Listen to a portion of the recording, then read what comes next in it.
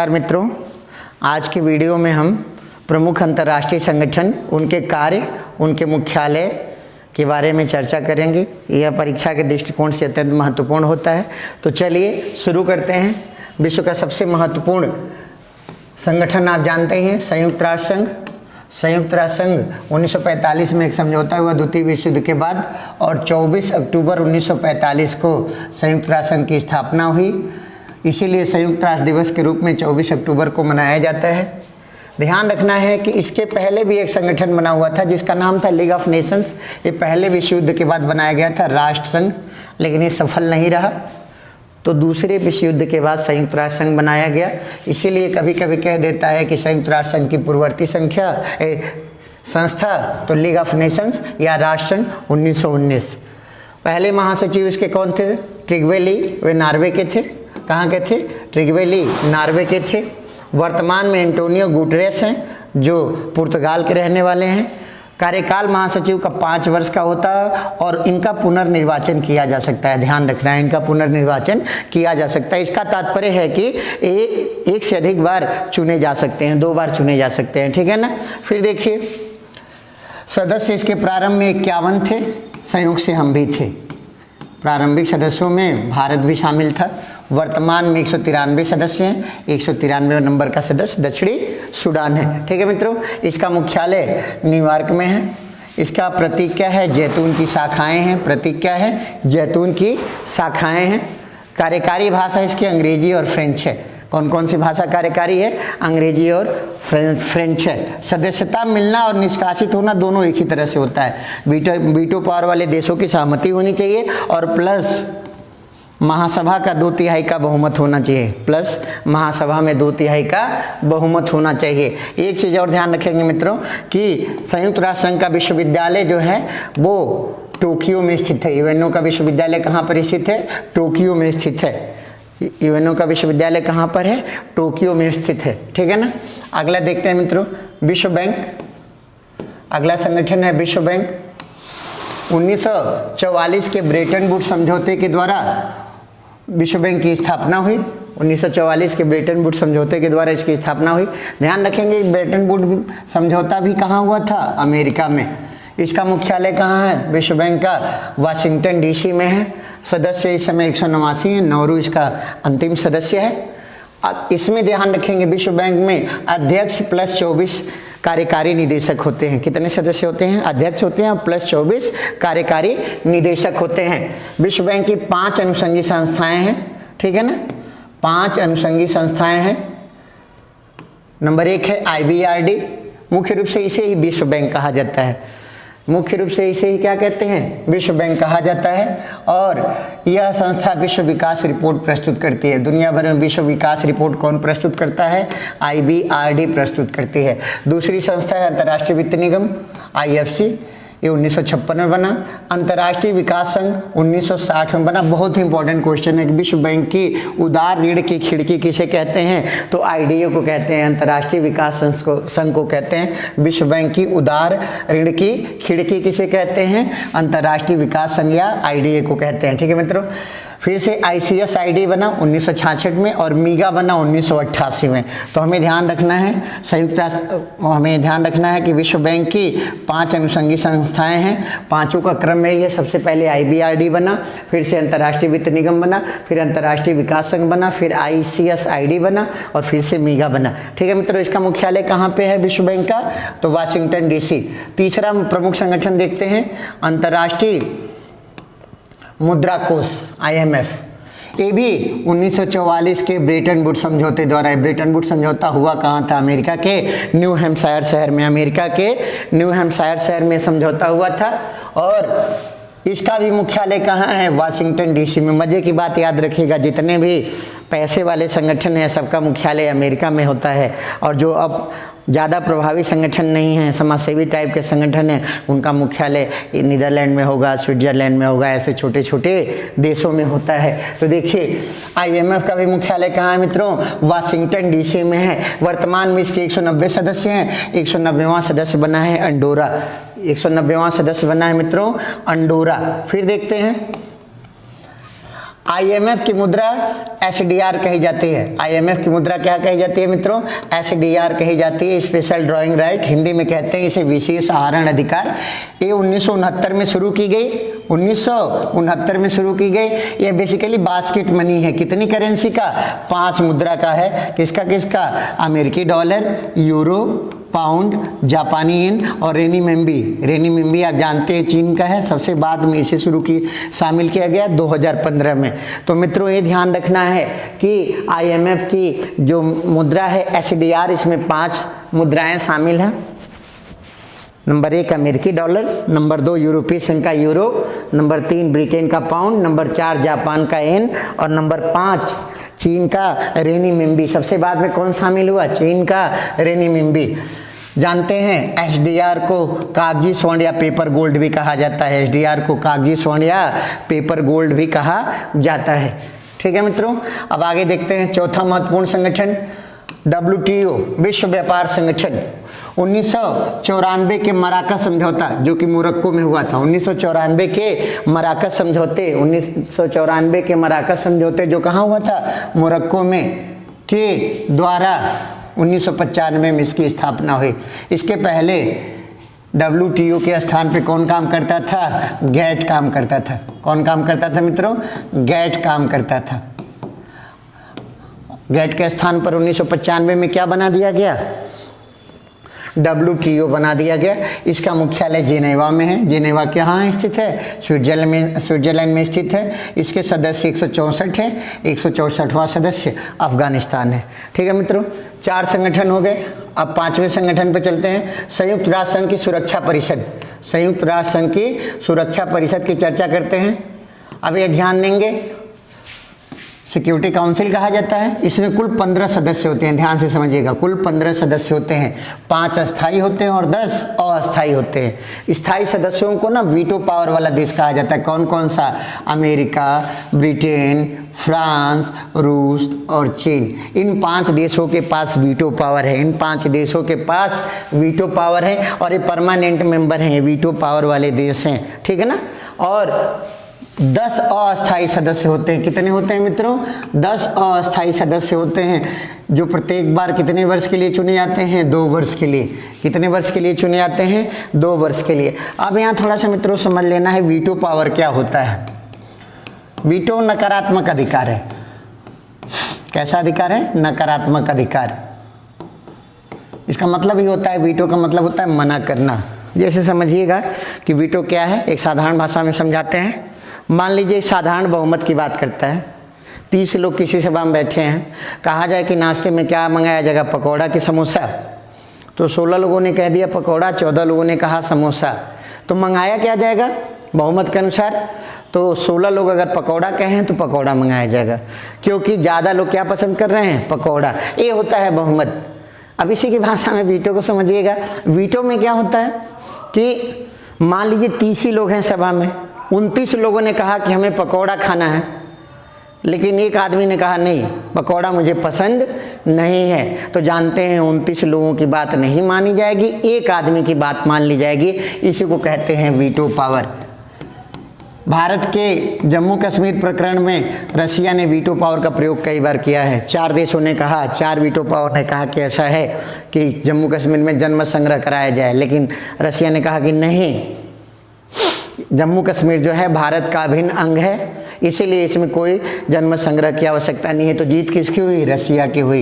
ये होता है वीटो पावर। यानी अगर सभी लोग हाँ कर देंगे, इन 5 में से कोई अगर एक ना कर देता है, 4 के हाँ करने के बावजूद भी कोई निर्णय हाँ के पक्ष में नहीं लिया जाएगा, क्योंकि एक देश ने क्या कर दिया? वीटो। इसी को कहते हैं वीटो। हमारे देश में राष्ट्रपति को भी सीमित वीटो का अधिकार प्राप्त है। आपको पता होगा कि भारत में एक बार राष्ट्रपति ने वीटो पावर का प्रयोग किया है। उस समय राष्ट्रपति थे ज्ञानी जैल सिंह जी। उन्होंने 1986 में डाकघर अधिनियम के मामले में तत्कालीन राजीव गांधी सरकार के खिलाफ वीटो किया था। उनके निर्णय के खिलाफ क्या किया था? वीटो किया था। ठीक है मित्रों, अब आगे देखते हैं। अगला महत्वपूर्ण संगठन है ब्रिक्स, BRICS।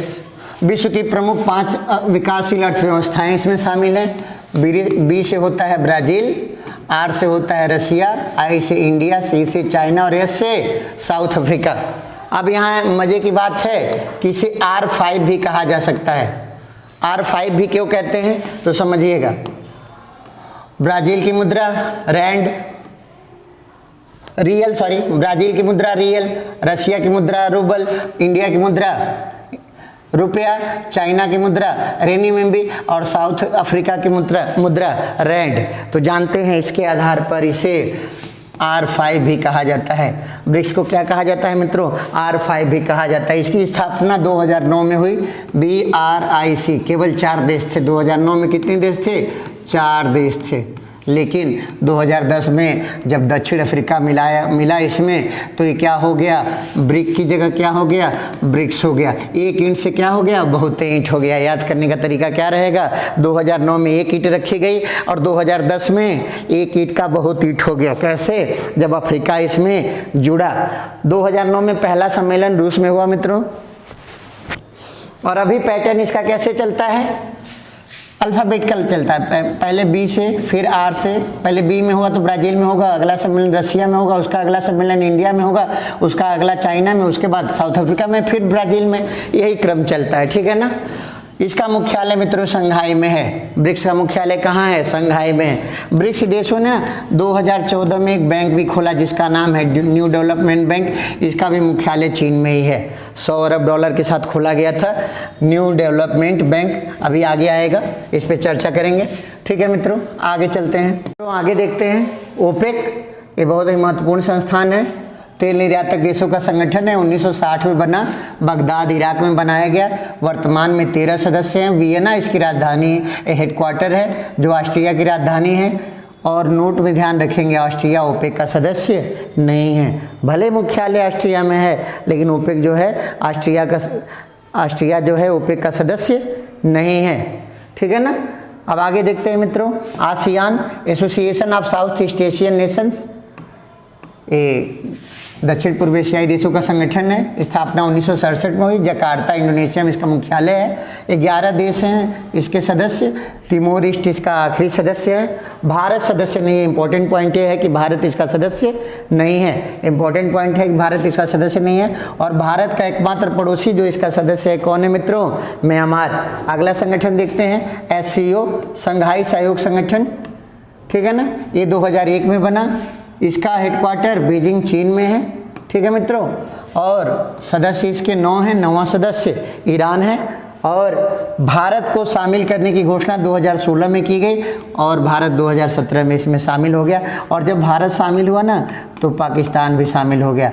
कौन शामिल हो गया? पाकिस्तान भी। जिस समझौते में हम शामिल होते हैं वो भी हो जाते हैं, जिसमें हम नहीं होते वो कहते हैं पप्पा से पहले करावर, तब हम उनमें शामिल हो कब, ठीक है ना। फिर आगे देखते हैं यूरोपीय संघ। स्थापना इसकी 1958 में हुई थी। वर्तमान में इसके 27 सदस्य हैं। ब्रिटेन के अलग होने के बाद सदस्यों की संख्या कितनी हो गई है? 27। और इसी घटना को ब्रिटेन जब यूरोपीय संघ से अलग हुआ था तो इसको ब्रेग्जिट कहा जाता है। क्या कहा जाता है मित्रों? ब्रेग्जिट कहा जाता है। इसका मुख्यालय स्ट्रेसबर्ग फ्रांस में है और आर्थिक मुख्यालय जेनेवा में है, ठीक है मित्रों। यूरोजोन, यहाँ इंपॉर्टेंट चीज़ याद रखेंगे। यूरोजोन यूरोपीय संघ के ऐसे देश जो यूरो को अपनी मुद्रा के रूप में मानते हैं उन्हें यूरोजोन में शामिल किया जाता है, उन्हें यूरोजोन में शामिल करते हैं। तो वर्तमान में 19 देश ऐसे हैं जो यूरो को अपनी मुद्रा मानते हैं। और इनमें है 19वां देश है लिथुआनिया। कौन सा देश है मित्रों? लिथुआनिया, ठीक है ना। तो यूरोजोन क्या हो गया? ऐसे यूरोपीय संघ के ऐसे देश जो यूरो को अपनी मुद्रा मानते हैं उन्हें यूरोजोन में शामिल किया जाता है। यूरोजोन में कितने देश? 19 देश। अगला देखते हैं मित्रों सार्क, हिंदी में इसे दक्षेस कहते हैं। 8 दिसंबर 1985 को ढाका में इसकी स्थापना हुई। सदस्य वर्तमान में 8 हैं। 8वां सदस्य अफगानिस्तान है। सचिवालय इसका काठमांडू नेपाल में है। सार्क देशों का विश्वविद्यालय नई दिल्ली में है। ध्यान रखिए चाइना शामिल होना चाहता है लेकिन भारत इसका विरोधी है। चीन इसमें सदस्य नहीं है, ठीक है मित्रों। आगे देखते हैं विश्व की प्रमुख खेल संस्थाएं। इंटरनेशनल ओलंपिक कमेटी 1894 में बनी। लुसाने में इसका मुख्यालय है। कहाँ पे? लुसाने, स्विट्जरलैंड में। फीफा फुटबॉल की सबसे बड़ी संस्था है, 1904 में बनी, इसका मुख्यालय भी स्विट्जरलैंड के ज्यूरिख में है। फिडे ये शतरंज की सबसे बड़ी संस्था है, 1924 में बनी, इसका भी मुख्यालय स्विट्जरलैंड के लुसाने में है। फिर अगला देखते हैं मित्रों, वाडा 1999 में बनी, इसका मुख्यालय मॉन्ट्रियल कनाडा में है। ये क्या करती है, खिलाड़ियों का डोप टेस्ट करती है। क्या करती है, खिलाड़ियों का डोप टेस्ट करती है। डोप टेस्ट का मतलब होता है कि कहीं ऐसा नहीं ना है कि किसी खिलाड़ी ने खेलने से पहले कोई शक्तिवर्धक दवा ली हो, ठीक है ना। तो ये एंटी डोपिंग एजेंसी है। इसी की तर्ज पर, वाडा की तर्ज पर हमारे देश में क्या बनाया गया है, भारत में क्या बनाया गया है, नाडा, नेशनल एंटी डोपिंग एजेंसी। वाडा की तर्ज पे क्या, नाडा। फिर मित्रों आगे देखते हैं, ऑस्कर या एकेडमी, जो विश्व के सबसे बड़े प्रतिष्ठित सिनेमा पुरस्कार हैं, 1929 में शुरू किए गए। कहाँ दिए जाते हैं, अमेरिका में। बाफ्टा फिल्म समारोह कहाँ होता है, ब्रिटेन में। और कांस फिल्म समारोह कहाँ होता है मित्रों, फ्रांस में होता है। आगे देखते हैं मित्रों, यूएनईपी, संयुक्त राष्ट्र पर्यावरण कार्यक्रम। ये जानते हैं संयुक्त राष्ट्र संघ की पर्यावरण की सबसे बड़ी संस्था है और विश्व में भी सबसे बड़ी पर्यावरण संरक्षण की संस्था है। इसका स्थापना स्टॉकहोम समझौता, स्टॉकहोम स्वीडन में स्थित है। स्टॉकहोम समझौता हुआ था 5 जून 1972 और इसी के द्वारा यूएनईपी बनाया गया, जिसका मुख्यालय नैरोबी में है, जो कीनिया की राजधानी है, ठीक है ना। इसी उपलक्ष्य में हम 5 जून को क्या मनाते हैं मित्रों, पर्यावरण दिवस मनाते हैं। 5 जून को क्या मनाते हैं, पर्यावरण दिवस के रूप में मनाते हैं। अगली संस्था देखते हैं, विश्व वन्यजीव कोष, WWF। क्या देखते हैं मित्रों, WWF, world wild fund for nature. ये 1961 में बना एनजीओ है। ये वेन्यू से इसका कोई लेना देना नहीं है। ये पर वन्य जीवों के संरक्षण के लिए काम करती है। क्या करती है मित्रों, वन्य जीव संरक्षण के क्षेत्र में काम करती है। इसका मुख्यालय ग्लांडे स्विट्जरलैंड में स्थित है। इसका प्रतीक क्या है, जाइंट पांडा या लाल पांडा है, जो चीन का क्या है साहब, राष्ट्रीय पशु है। चीन का राष्ट्रीय पशु है। किसका राष्ट्रीय पशु है, चीन का राष्ट्रीय पशु है। अगला देखते हैं मित्रों, IUCN, international union for conservation of nature. ये भी संस्था पर्यावरण संरक्षण के लिए काम करती है। 1948 में बनी, मुख्यालय इसका ग्लांडे स्विट्जरलैंड में स्थित है। इसका मुख्यालय ग्लांडे स्विट्जरलैंड में स्थित है। 1964 से संकटग्रस्त और विलुप्त जीवों की सूची रेड डेटा बुक नाम से जारी करती है। किस नाम से, रेड डेटा बुक नाम से जारी करती है। और यहाँ एक पॉइंट ध्यान रखेंगे मित्रों, पॉइंट कौन सा ध्यान रखेंगे, विलुप्त जीव उन्हें कहते हैं जो जीव अपने प्राकृतिक आवास में पिछले 50 वर्षों से न देखा गया हो। कहाँ पर, प्राकृतिक आवास में। कितने साल से, 50 साल से अगर नहीं देखा गया है तो उसे क्या कह देंगे, विलुप्त जीव कहा जाएगा। जैसे मॉरिशस का डोडो पक्षी क्या है साहब, विलुप्त जीवों की सूची में आता है, ठीक है ना। अब आगे देखते हैं मित्रों, IPCC, inter governmental panel on climate change, inter governmental panel on climate change. ये जलवायु परिवर्तन के लिए काम करने वाली संस्था है। 1988 में मौसम विज्ञान संगठन WMO और UNEP ने मिलकर के इसको बनाया। इसका मुख्यालय जिनेवा में है। भारत के एक प्रसिद्ध व्यक्ति थे राजेंद्र पचौरी, जो इसके अध्यक्ष भी रहे। उसी समय में इस संस्था को नोबेल मिला, इस संस्था को नोबेल मिला। इसके साथ अल गोर के साथ, अल गोर कौन थे, अमेरिका के उपराष्ट्रपति थे, ठीक है ना।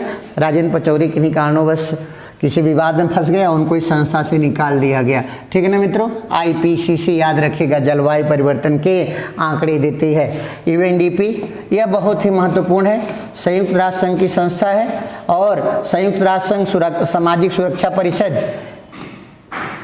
ISOCOC के अधीन काम करती है। इसकी स्थापना 1965 में हुई और इसका मुख्य काम ध्यान रखिएगा 1990 से यह मानव विकास सूचकांक जारी करती है, HDI।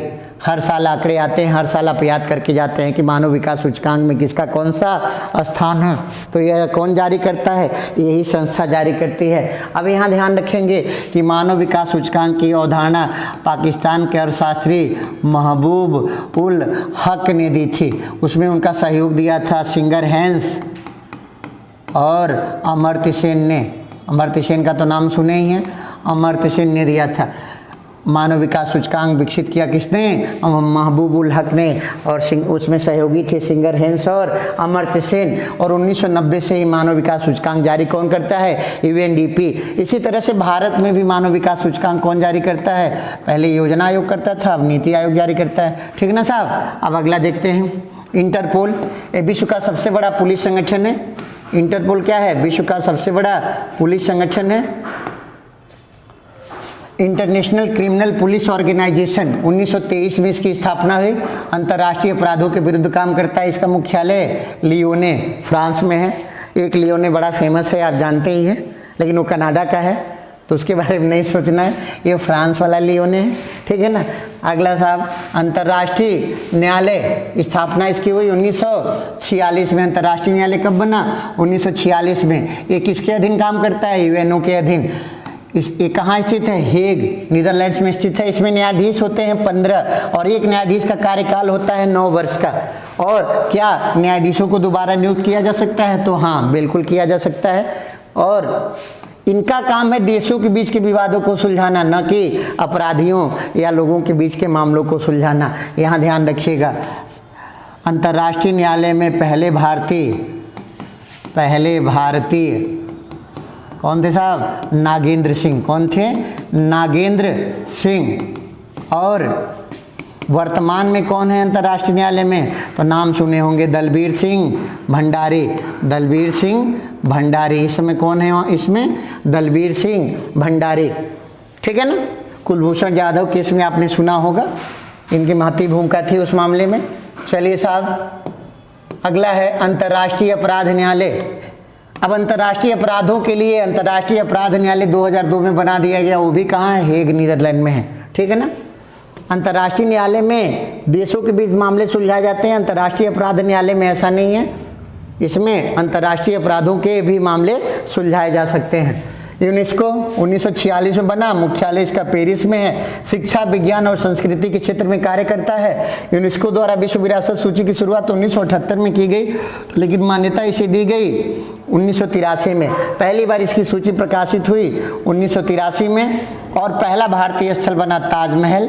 इसी के साथ साथ आगरे का किला और फतेहपुर सिकरी, इन तीनों को 1983 में यूनेस्को की विश्व विरासत सूची में शामिल किया गया। अब तक भारत के 40 स्थल यूनेस्को की विश्व विरासत सूची में शामिल हो चुके हैं। 39वां था रामप्पा मंदिर तेलंगाना और 40वां था धौलावीरा गुजरात। धौलावीरा आप जानते हैं हड़प्पा कालीन स्थल है। ठीक है ना? तो अब देखिए, पहली बार इन्होंने 18 अप्रैल 1983 को विश्व विरासतों की सूची जारी की। इसीलिए हम विश्व विरासत दिवस कब मनाते हैं? 18 अप्रैल को मनाते हैं। कब मनाते हैं? 18 अप्रैल को मनाते हैं। फिर मित्रों, अगली संस्था यूनिसेफ। यूनिसेफ का भी नाम आप सुने होंगे। यह बच्चों के कल्याण के लिए काम करती है। 1946 में बनी और न्यूयॉर्क में इसका मुख्यालय स्थित है। इसमें ध्यान देने वाली बात है मित्रों कि यूनिसेफ और यूनेस्को दोनों किसके अधीन कार्य करती हैं? यूएनओ के अधीन कार्य करती हैं। अगला पॉइंट देखते हैं मित्रों, अंतर्राष्ट्रीय श्रम संगठन ILO। ये 1919 में बना था, लेकिन बाद में किसके अधीन आ गया? यूएनओ के अधीन आ गया। ठीक है ना? इसका मुख्यालय जिनेवा में है। इस संस्था को नोबेल मिल चुका है। और इसी संस्था के प्रयासों से श्रमिक दिवस कब से कब मनाया जाता है? 1 मई को मनाया जाता है। श्रमिक दिवस कब मनाया जाता है? 1 मई को मनाया जाता है। अब अगला है मित्रों SIPRI, Stockholm institute for Peace Research institute, यानी स्टॉकहोम में स्थित है। ये विश्व भर में हथियारों के आंकड़े देता है। आपने पढ़ा हुआ है कि विश्व में हथियारों का सबसे बड़ा निर्यातक अमेरिका और विश्व में हथियारों का सबसे बड़ा आयातक भारत। भारत सबसे अधिक हथियार रूस से खरीदता है। भारत अभी ब्रह्मोस मिसाइलें फिलीपींस को बेचेगा। इस तरह के आंकड़े कौन देता है मित्रों? सिप्री देता है। कहाँ स्थित है? स्टॉकहोम में। कहाँ पे? स्वीडन में। ठीक है मित्रों, अगला है red cross society. Red cross society युद्ध बंदियों और घायलों के लिए काम करती थी। वो 1863 में प्रसिद्ध हेनरी ड्यूनांट ने इसकी स्थापना की। हालांकि बाद में वो दिवालिया हो गए इसकी स्थापना की वजह से। जिनेवा में इसका मुख्यालय स्थित है। और विश्व में सबसे अधिक बार नोबेल पाने का रिकॉर्ड इसी संस्था के नाम पर है, 3 बार। सबसे अधिक बार नोबेल किसे मिला है? रेड क्रॉस को। कितनी बार? 3 बार। अब चलते हैं मित्रों आगे।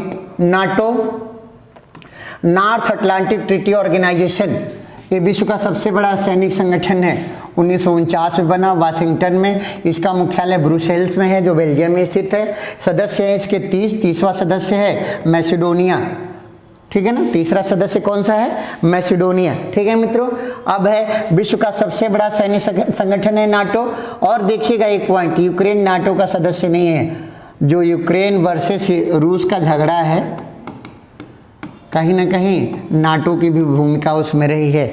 नाटो ने कहा, अमेरिका ने कहा, नाटो ने कहा कि हम इनको, यूक्रेन को नाटो का सदस्य बनाने जा रहे हैं, जिसका रूस विरोध करता रहा है। ठीक है ना, तो ध्यान रखेंगे यूक्रेन अभी नाटो का सदस्य बन नहीं पाया था और विवाद अभी हो ही रहा है, देख ही रहे हैं। G8 विश्व के सबसे विकसित 8 देशों का संगठन है।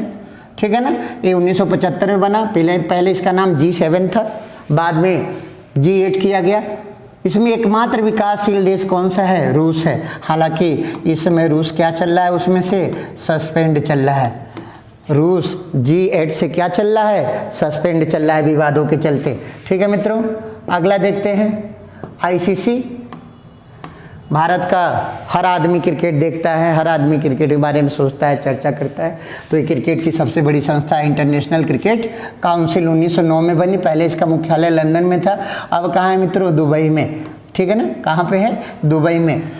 ICC की तर्ज पर हमने क्या बनाया? ACC, क्योंकि सबसे अधिक क्रिकेट देखने वाले और खेलने वाले कहाँ पे हैं? एशिया में। 4 टीमें एशिया महाद्वीप की इस समय देखिए टेस्ट में है। ठीक है ना, अब देखिए एशियाई क्रिकेट काउंसिल 1983 में बना। इसका मुख्यालय कोलंबो में है।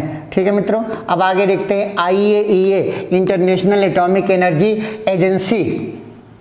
ये विश्व भर में परमाणु शक्ति के शांतिपूर्ण प्रयोग को बढ़ावा देती है, यानी हथियारों पर निगरानी रखती है कि ऐसा तो नहीं है कि कोई देश हथियार वगैरह बना रहा है। 1957 में बनी और इसका मुख्यालय कहाँ है? वियना में। इस संस्था को शांति का नोबेल मिल चुका है। इस संस्था को शांति का नोबेल मिल चुका है। अगली संस्था देखते हैं मित्रों, क्वाड। ये बहुत ही इंपॉर्टेंट है, हो सकता है छपा रहे। क्वाड मतलब होता है 4। 2007 में चीन के प्रभाव को रोकने के लिए 4 देश साथ में आए। इसको पुनः रिवाइज किया गया 2017 में। पुनर्गठन कब किया गया? 2017 में। प्रशांत और हिंद महासागर में चीन के बढ़ते हुए प्रभाव को रोकने के लिए 4 देशों, भारत, अमेरिका, जापान और ऑस्ट्रेलिया का ये समूह है। ये आपसी समझौता है, मीटिंग करते हैं कि कैसे चाइना के प्रभाव को प्रशांत और हिंद महासागर में रोका जाए। और यही क्वाड देश मिलकर के एक युद्धाभ्यास करते हैं, जिसका क्या नाम है मित्रों? मालाबार युद्धाभ्यास। क्या नाम है? मालाबार युद्धाभ्यास। ये चारों देश मिलकर के कौन सा युद्धाभ्यास करते हैं? मालाबार युद्धाभ्यास। चलिए मित्रों, अगला देखते हैं अंतर्राष्ट्रीय सौर ऊर्जा गठबंधन ISA। 2015 के पेरिस समझौते के द्वारा 2015 में इसकी स्थापना हुई। इसका मुख्यालय गुरुग्राम हरियाणा में स्थित है। संभवतः यह पहला अंतर्राष्ट्रीय संगठन है जिसका मुख्यालय भारत में स्थित है। कर्क रेखा और मकर रेखा के बीच सूर्य ज़्यादा चमकता है, तो इसीलिए सौर ऊर्जा का विकास करना कहाँ ज़्यादा अच्छा रहेगा? कर्क रेखा और मकर रेखा के बीच के क्षेत्रों में विकास करना ज़्यादा अच्छा रहेगा। तो इसी के बीच के ज़्यादा देश शामिल हो रहे हैं और इसके निर्माण में प्रधानमंत्री मोदी जी की महत्वपूर्ण भूमिका रही थी। इसके बाद इसी संगठन की स्थापना के बाद उन्हें hero of the planet award दिया गया था। कौन सा award? Hero of the planet award दिया गया था। आगे देखते हैं मित्रों, विश्व खाद्य एवं कृषि संगठन FAO। ये बना 1945 में, 16 अक्टूबर 1945 को। इसीलिए ध्यान दीजिएगा कि 16 अक्टूबर को हम क्या मनाते हैं? विश्व खाद्य दिवस मनाते हैं। क्या मनाते हैं? विश्व खाद्य दिवस के रूप में मनाते हैं। इसका मुख्यालय रोम, इटली में स्थित है। इसी के द्वारा विश्व खाद्य पुरस्कार शुरू किए गए 1987 में और संयोग से पहले प्राप्तकर्ता कौन थे? MS स्वामीनाथन, जिन्हें भारत में हरित क्रांति का क्या कहा जाता है? जनक कहा जाता है। भारत में हरित क्रांति का जनक कहा जाता है। और जब किसान आयोग बना 2004 में, तो उस समय भी उसके अध्यक्ष कौन बने? MS स्वामीनाथन बने। ठीक है मित्रों, अगला पॉइंट है विश्व स्वास्थ्य संगठन। कोरोना के टाइम में इसका खूब नाम आया। इसकी स्थापना 1948 में हुई। इसका मुख्यालय जेनेवा में है और इसके दुनिया भर में क्षेत्रीय कार्यालय स्थापित हैं। तो एक चीज़ ध्यान रखिएगा, हमारे वहाँ दिल्ली में भी इसका क्षेत्रीय कार्यालय स्थापित है। ठीक है मित्रों, अब आगे देखते हैं WIPO, विश्व बौद्धिक संपदा अधिकार संगठन WIPO। ठीक है ना, 1967 में बना, मुख्यालय जिनेवा में है। बौद्धिक संपदा अधिकारों की रक्षा के लिए काम करता है। बौद्धिक संपदा अधिकार समझते हैं ना, जैसे मस्तिष्क के उत्पाद हैं, जैसे फिल्में हैं, पुस्तकें हैं, कोई अनुसंधान है, इनको कहते हैं बौद्धिक संपदा। इनको क्या बोलते हैं? बौद्धिक संपदा, यानी ऐसी चीज़ें जो नॉन मटेरियल हैं। क्या है? नॉन मटेरियल हैं। ठीक है साहब। अगला है विश्व मौसम विज्ञान संगठन, WMO 1950 में बना, ये जिनेवा में है। ये भी ISOCOG के अधीन काम करता है, संयुक्त राष्ट्र सामाजिक एवं आर्थिक सुरक्षा परिषद, आर्थिक एवं सामाजिक परिषद के अधीन काम करता है। ध्यान रखिएगा, भारत में इसी की तर्ज पर IMO बना हुआ है। हालांकि 1875 में पूना में बना था। इस समय इसका हेडक्वार्टर कहाँ पे है? न्यू दिल्ली में है। कहाँ पे है साहब? नई दिल्ली में। भारतीय मौसम विभाग का मुख्यालय कहाँ पे है? नई दिल्ली में है। गुट निरपेक्ष आंदोलन, जब दूसरा विश्व युद्ध समाप्त हुआ तो दुनिया दो गुट में बट गई। पहला, सभी पूंजीवादी देश किसके साथ आ गए? अमेरिका के साथ। और सभी साम्यवादी देश किसके साथ आ गए? रूस के साथ। तो कुछ देश ऐसे थे, मतलब कुछ देश पूंजीवाद की तरफ गए अमेरिका के पीछे पीछे, कुछ साम्यवाद की तरफ गए रूस के पीछे पीछे। कुछ थे जिन्होंने कहा हम किसी तरफ नहीं जाएंगे। और जब अमेरिका और रूस की दो गुट बन गए तो शीत युद्ध जैसी अवधारणा ने जन्म लिया। तो भारत जैसे देशों ने क्या कहा? भारत, मिस्र ऐसे देशों ने कहा कि हम किसी गुट में नहीं जाएंगे। और उन्होंने एक आंदोलन चलाया, एक संस्था बनाई आंदोलन चला करके, जिसका नाम था गुट निरपेक्ष आंदोलन, नॉन अलाइंड मूवमेंट। 1961 में बेलग्रेड में बना। ठीक है ना। उस समय यूगोस्लाविया में होता था बेलग्रेड, आज की डेट में सर्बिया में है। तो यूगोस्लाविया में बना था बेलग्रेड में, आज की डेट में बेलग्रेड कहाँ पे है? सर्बिया में है। और इसकी स्थापना में 3 लोगों ने महत्वपूर्ण भूमिका निभाई थी। यूगोस्लाविया के टीटो, मिस्र के नासिर और भारत के नेहरू जी ने। वर्तमान में इसके सदस्य 120 और हेडक्वार्टर इसका कहाँ पे है? मज़े की बात याद रखिएगा, न्यूयॉर्क में। कहाँ पे है? न्यूयॉर्क में। हालांकि 1991 में जब रूस का विभाजन हो गया तो जब गुट ही खत्म हो गए तो गुट निरपेक्ष का कोई बहुत महत्व नहीं रहा। फिर भी अभी ये संस्था जीवंत है। अब देखिए, एशियाई विकास बैंक कब बना? 1966 में बना। एशियाई विकास बैंक 1966 में बना। इसका मुख्यालय मनीला में स्थित है। सदस्य इसके 68 हैं। ठीक है ना। भारत है? बिल्कुल है। अगला है ऑस्ट्रेलिया ग्रुप, ये बहुत इंपॉर्टेंट है, ध्यान रखिएगा। ऑस्ट्रेलिया ग्रुप 1985 में बना। जैविक और रासायनिक हथियारों के प्रसार को रोकने के लिए ऑस्ट्रेलिया ग्रुप बनाया गया। वर्तमान में सदस्य 43 हैं। वर्ष 2018 में भारत इसका सदस्य बना था। भारत इसका सदस्य है। ऑस्ट्रेलिया ग्रुप का सदस्य भारत है। फिर है मित्रों, आगे देखते हैं बिम्स्टेक। ठीक है ना। इसमें जितने अक्षर हैं उतने देश हैं। बिम्स्टेक 7 अक्षर हैं, 7 देश हैं। ठीक है ना। 1997 में बना। बंगाल की खाड़ी के चारों तरफ जो देश स्थित हैं, बंगाल की खाड़ी से सटे जो देश हैं उन्हीं का संगठन है, सटे देशों का संगठन है। ठीक है सर। बंगाल की खाड़ी से सटे हुए देशों का संगठन है। 1997 में बना। इसका सचिवालय ढाका में है। और सदस्य कितने हैं? 7। और भारत है कि नहीं? आई से इंडिया ही होता है, भारत है, क्योंकि भारत भी तो बंगाल की खाड़ी से सटा हुआ है। एमनेस्टी इंटरनेशनल, ये एक तरह का NGO है। इसका NGO बोलने का मतलब ये है ना, इसलिए बोल रहे हैं बार बार कि जो NGO बोल रहे हैं वो संयुक्त राष्ट्र संघ से संबंधित नहीं है, ध्यान रखेंगे। ठीक है ना। अब ये देखिए, एमनेस्टी इंटरनेशनल ये मानवाधिकार के लिए काम करता है। 1961 में बना। लंदन में मुख्यालय है। विश्व भर में युद्धबंदियों और के लिए संघर्ष करता है और मृत्युदंड के आंकड़े देता है कि किस देश में कितना मृत्युदंड दिया जाता है, किस देश ने मृत्युदंड को समाप्त कर दिया। आगे है मित्रों राष्ट्रमंडल या कॉमनवेल्थ, ये 1926 में बना। इसमें सदस्य हैं 54वां सदस्य है मालदीव। बीच में मालदीव इससे अलग हो गया था, लेकिन मालदीव पुनः इसमें आ गया। 54 सदस्य हैं।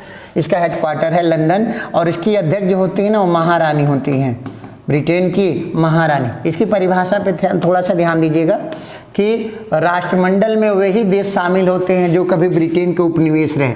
सीधी सीधी भाषा में बोलिए तो जो देश कभी ब्रिटेन के गुलाम रहे वही राष्ट्रमंडल के सदस्य होते हैं। लेकिन अमेरिका भी तो ब्रिटेन का गुलाम था। भारत गुलाम था, भारत सदस्य है। अमेरिका गुलाम था, अमेरिका सदस्य नहीं है। क्यों नहीं है? तो इसका बड़ा कारण है कि इसकी सदस्यता ऐच्छिक है, अनिवार्य नहीं है। अनिवार्य नहीं है। इसकी सदस्यता कैसी है? ऐच्छिक है, अनिवार्य नहीं है। ठीक है मित्रों।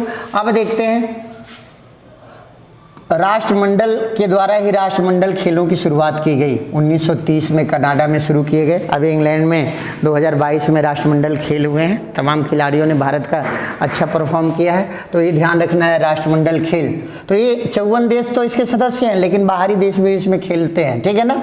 अब देखिए, एक सम्मेलन होता है चोगम, ध्यान रखिएगा, एक सम्मेलन होता है चोगम, ठीक है ना।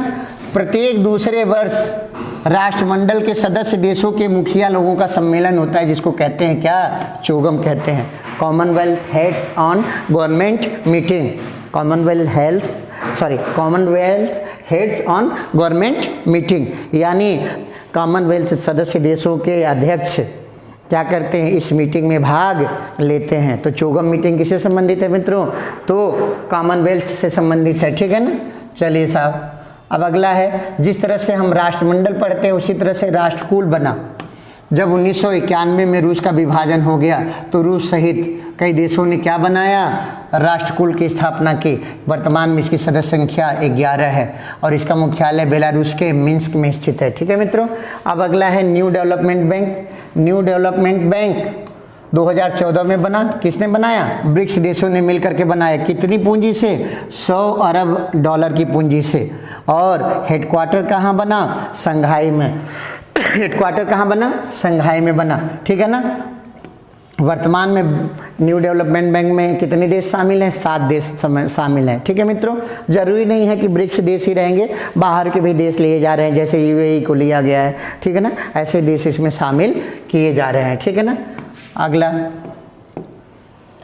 रासायनिक हथियार प्रतिबंध संगठन OPCW 1997 में बना।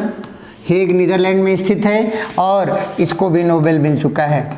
रासायनिक हथियारों पर प्रतिबंध लगाने के लिए संस्था है OPCW, इसको नोबेल मिल चुका है, ठीक है ना। आपने देखा था कि सीरिया में कुछ समय पहले रासायनिक गैस से हमला किया गया था, तो दुनिया भर में रासायनिक हथियारों पर रोक लगी है, जैविक हथियारों पर रोक लगी है। तो रासायनिक हथियारों को रोकने के लिए कौन सा संगठन है, OPCW है, 1997 में बना। इसका मुख्यालय कहाँ है, नीदरलैंड के हेग में है।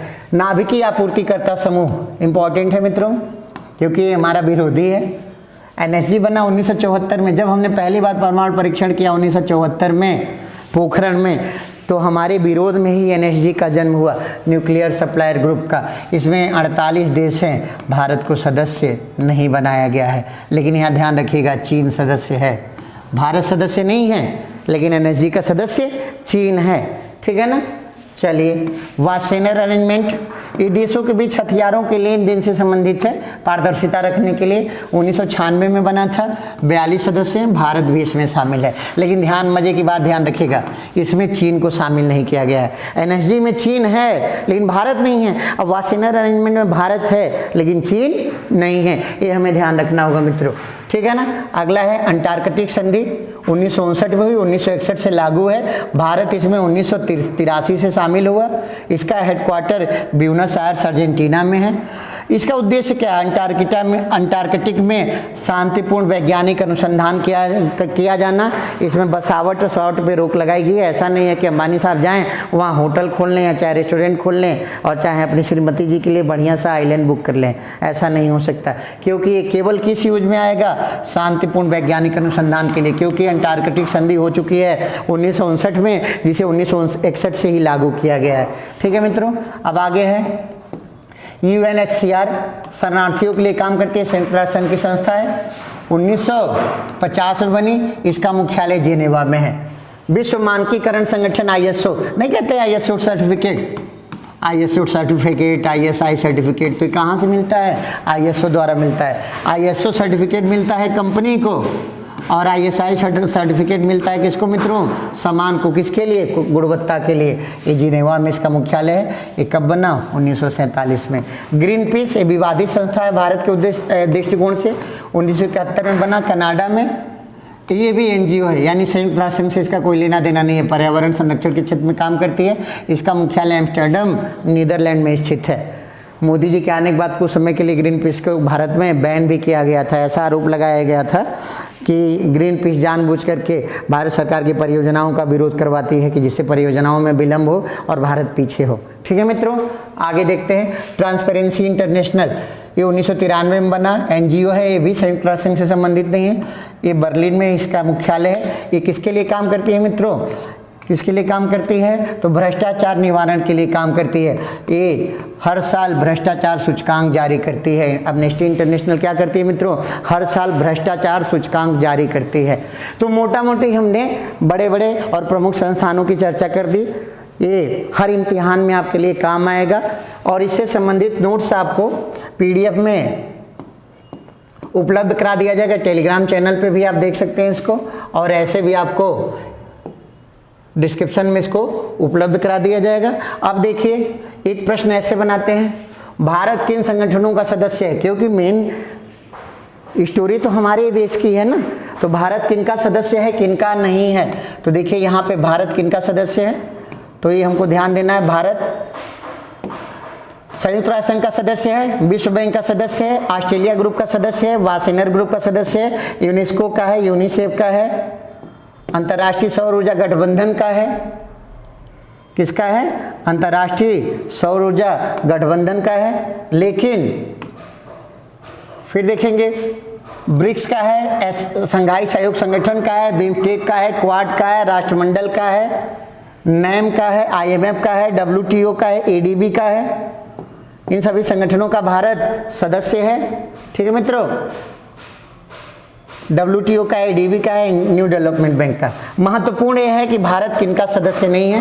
ये दूसरी साइड में देखिएगा, भारत किन संगठनों का सदस्य नहीं है, तो ध्यान रखेंगे हम नाटो के सदस्य नहीं हैं, हम राष्ट्रकुल के सदस्य नहीं हैं, हम राष्ट्रकुल के सदस्य नहीं हैं, हम आसियान के सदस्य नहीं हैं, हम एनएसजी के सदस्य नहीं हैं, हम G8 के सदस्य नहीं हैं, हम OIC यानी इस्लामिक देशों के संगठन के सदस्य नहीं हैं, हम ओपेक के सदस्य नहीं हैं, हम अपेक के सदस्य नहीं हैं, हमने CTBT पर साइन नहीं किया है, हमने NPT पर साइन नहीं किया। ये दोनों परमाणु प्रसार से संबंधित संधियाँ हैं और हम साइन नहीं करते हैं तो पाकिस्तान नहीं करता, पप्पा नहीं करिए तो हम नहीं कर। ठीक है ना। और फिर देखिए, हम वीटो पावर वाले देश नहीं हैं, हमने NPT पे साइन नहीं किया, हमने CTBT पर साइन नहीं किया। तो मित्रों, विश्व के प्रमुख संगठनों की एक मोटा मोटी चर्चा हो गई। PDF इसके साथ इंक्लूड कर दिया जाएगा। धन्यवाद।